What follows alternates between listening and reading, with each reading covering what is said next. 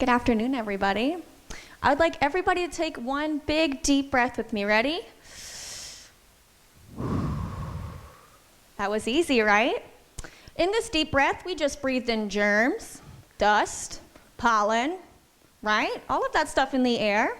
And while that doesn't bother me or another healthy person, it might bother somebody like little girl Jane. So here's little girl Jane.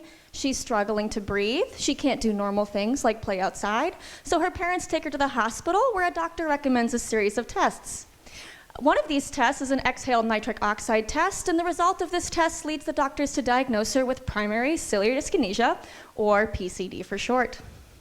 And while the doctors are able to provide her with care, she will continue to suffer from chronic lung infections and the inability to oxygenate, as there is no effective treatment for PCD.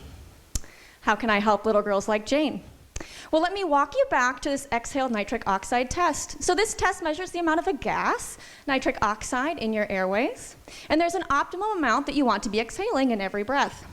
If you are too high, you might have asthma or COPD, and if you exhale too low, then you might have cystic fibrosis or PCD. What is responsible for creating this nitric oxide? Well, there's these little cells in your body and in your airways, and they're called ciliated cells. They are highlighted in blue on my slide.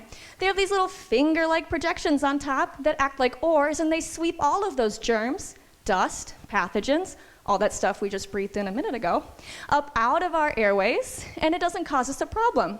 However, if you have PCD, your little cilia, they're unable to function. That's where my research comes in. My goal is to understand, what does nitric oxide do for these ciliated cells, and can I understand the mechanism behind nitric oxide to find treatments for PCD?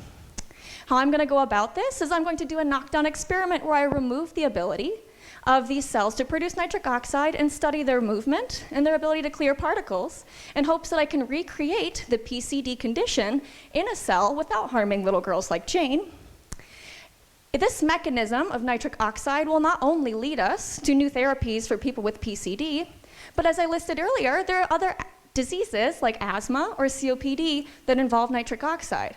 The goal is that I can not only find treatments for PCD, but help your friend with asthma, your grandparents with COPD, and hopefully find the mechanism for nitric oxide in your airways. Thank you very much.